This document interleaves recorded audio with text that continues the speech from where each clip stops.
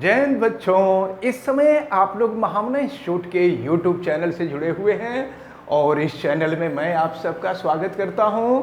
आज हम लोग class 11th physics Hindi medium NCERT book के चैप्टर 4 समतल में गति के अंतर्गत आज हम लोग सदिशों का वियोजन पढ़ने जा रहे हैं, यानी रिजोल्यूशन ऑफ वेक्टर्स पढ़ने जा रहे हैं। ये बहुत ही इम्पोर्टेंट टर्म है। मैं आपको बता दूं, यह सदिशों के योग की विपरीत क्रिया है। सदिशों के योग में होता ये था कि दो सदिश होते थे, पहले दूसरे सदिश के पुच्छ को पहले सदिश के सिर से मिलाकर फिर पहले सदिश के पुच्छ को दूसरे सदिश के सिर से मिलाते थे, तो यह दोनों सदिशों का योग प्राप्त हो जाता था। लेकिन यहाँ पर सदिशों का योग नहीं बल्कि सदिशों के योग के विपरीत क्रिया है। अब योग का विपरीत क्रिया है तो आप माइनस मत समझ लीजिएगा, ये घटाना मत समझ लीजिएगा। यह सदिशों के योग की विपरीत क्रिया है। इसमें अगर कोई सदिश दिया हुआ है और हम मान लेते हैं कि यह सदिश वेक्टर ए है, तो किसी सदिश को अगर दो भागों में वियोजित करना होता है, दो भागों में बांटना होता है, तो एक वियोजित भाग होता है x अक्ष के तरफ और दूसरा वियोजित भाग होता है y अक्ष के तरफ। तो देखें, x अक्ष के तरफ एक वियोजित भाग होता है और दूसरा जो वियोजित भाग होता है वो y अक्ष के तरफ होता है। अब जरा इसको आप ध्यान से समझ लें कि अब इसका क्या मतलब हुआ। तो ये तो x अक्ष के तरफ है, ये y अक्ष के तरफ है। तो समझे आप, किसी दिए हुए सदिश को ऐसे दो सदिशों में वियोजित किया जाए जिनका संयुक्त प्रभाव उतना ही हो जितना कि एक अकेले सदिश का हो, तो उन सदिशों को हम दिए गए सदिश का घटक कहते हैं। अब एक घटक जो होता है वो x अक्ष के तरफ होता है, घटक को कंपोनेंट भी कहते हैं। एक घटक x अक्ष के तरफ होता है और दूसरा घटक y अक्ष के तरफ होता है।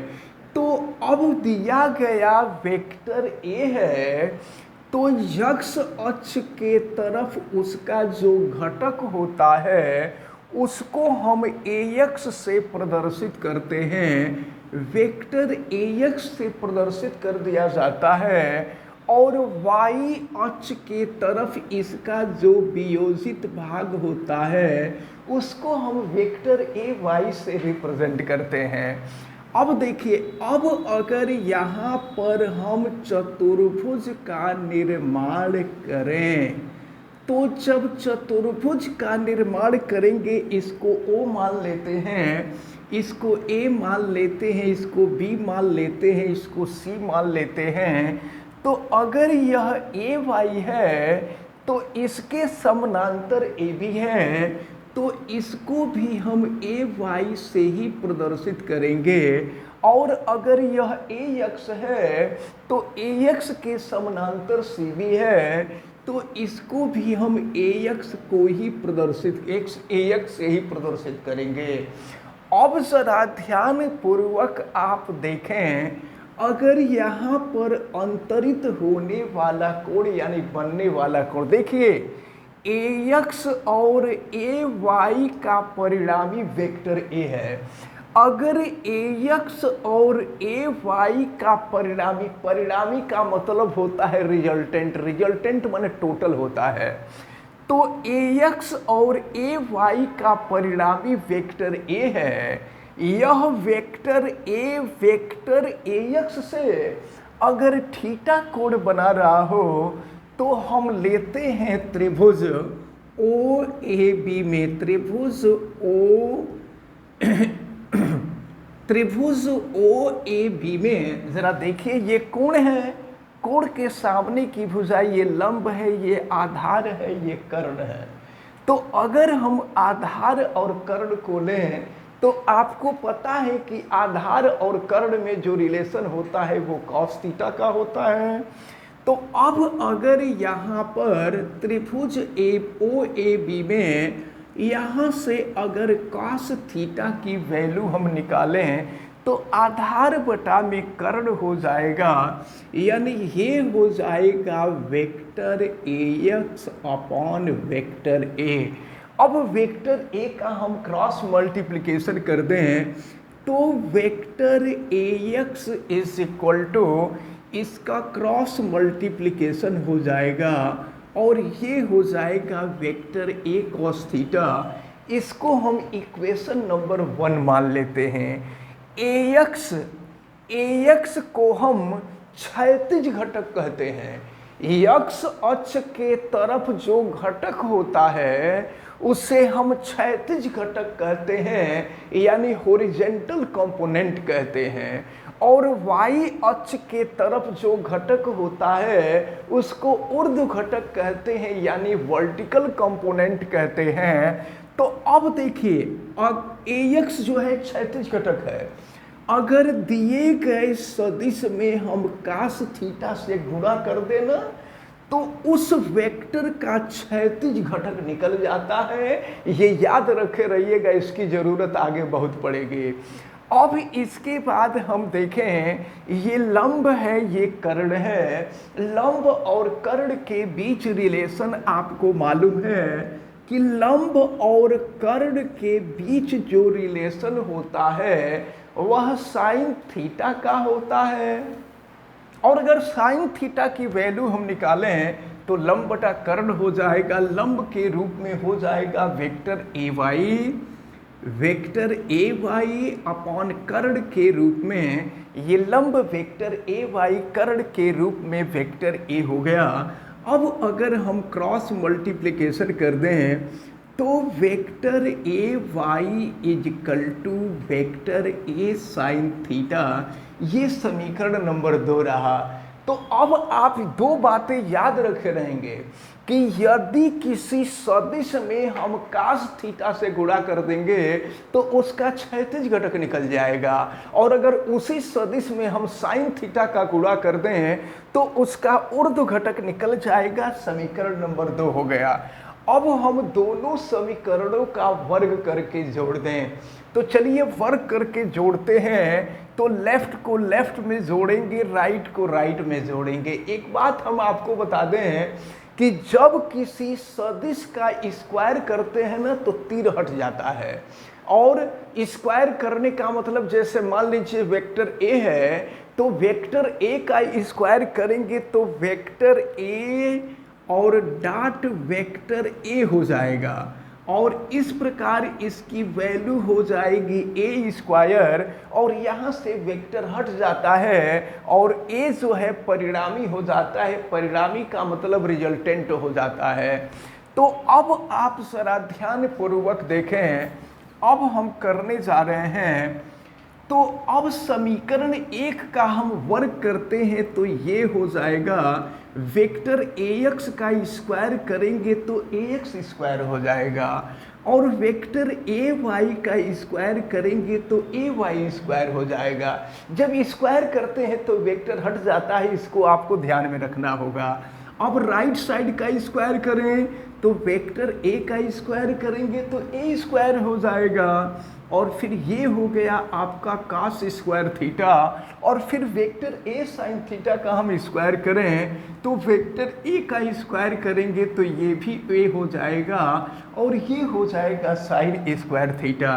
अब ये हो गया आपका a x square plus a y square equal to, हम यहाँ से ए स्क्वायर कॉमन ले लें तो ये हो जाएगा cos square theta plus sine square theta. और आप पढ़े हैं हाई स्कूल में कि sine square theta plus cos square theta की वैल्यू 1 होती है। अब यहाँ पे 1 हो जाएगा तो ये ए एक्स का स्क्वायर प्लस ए वाई का स्क्वायर इज इक्वल टू हो जाएगा ए स्क्वायर। और अगर यहाँ से हम a की वैल्यू निकाल लें तो स्क्वायर बराबर के दूसरे तरफ जाता है तो स्क्वायर रूट हो जाता है, वर्गमूल हो जाता है। ये हो जाएगा under root ax square plus ay²। तो यहाँ ये फार्मूला रहा।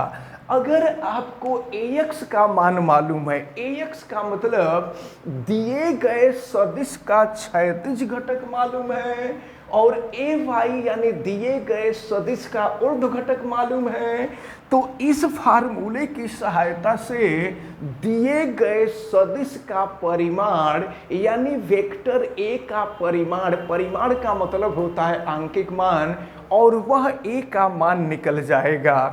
अब इसके बाद एक काम हम करते हैं, समीकरण 2 में समीकरण 1 से भाग दे देते हैं।